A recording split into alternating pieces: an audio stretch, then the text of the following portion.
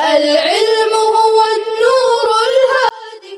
سنتعرفكم اليوم على مؤسسة الدينية المسمى باسم دار الهدى، فتعالوا بها. السلام عليكم ورحمة الله وبركاته. وعليكم السلام ورحمة الله وبركاته. كيف الأحوال وما هي الأخبار؟ الحمد لله، والأحوال على ما يرام. أريد أن أتعرف على هذه المدرسة. أظن أنت تدرس في هذه المدرسة. نعم، والحمد لله، أنا أدرس في هذه المدرسة.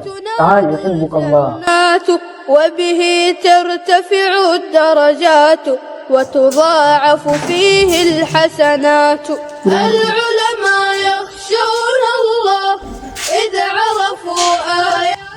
السلام عليكم ورحمة الله وبركاته. وعليكم السلام ورحمة الله وبركاته. كيف حالك؟ الحمد لله، أنا بخير وعافية. هل يسع لي أن أسأل بعض الأسئلة حول المدرسة؟ نعم بالطبع، اسأل ما بدانا. هل لك أن تخبرني عن مؤسس دار الهدى؟ مؤسس دار الهدى الشيخ أمير معاوية حفظه الله. متى بدأت الدراسة في هذه المدرسة؟ بدأت الدراسة في هذه المدرسة السنة 2020 ميلاد. شكرا. جزاكم الله. العلم النافع زدنا ومن العلم النافع زدنا. السلام عليكم ورحمة الله وبركاته. وعليكم السلام ورحمة الله وبركاته. أريد أن أسأل بعض الأسئلة حول نعم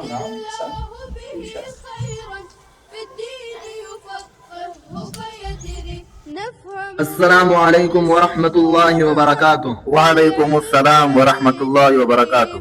ما اسمك يا أخي العزيز؟ اسمي محمد سلمان. ما هو المقرر التدريسي المعتمد في مدرستكم؟ المنهج مقرر في مدرستنا هو المنهج النظامي وقسم الحفاظ العربية والإنجليزية وتحفيظ القرآن. ما شاء الله، مدرسة عريقة. ذلك فضل الله يؤتيه من يشاء. شكرا لك.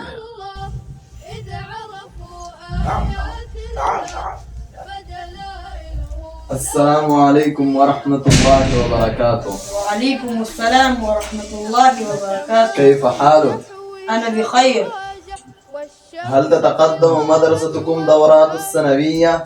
بلى، تتقدم مدرستنا دورات السنوية في اللغة العربية والصرف والنحو. هل تأخذ مدرستكم رسوما من الطلاب؟ نعم، ولكن في بعض أقسام بنسبة لما تنفق على الطلاب. شكرا لك. ومن العلم النافع زدنا ومن العلم النافع. السلام عليكم ورحمة الله وبركاته. وعليكم السلام ورحمة الله وبركاته. ما اسمك يا أخي العزيز؟ اسمي محمد أبو بكر.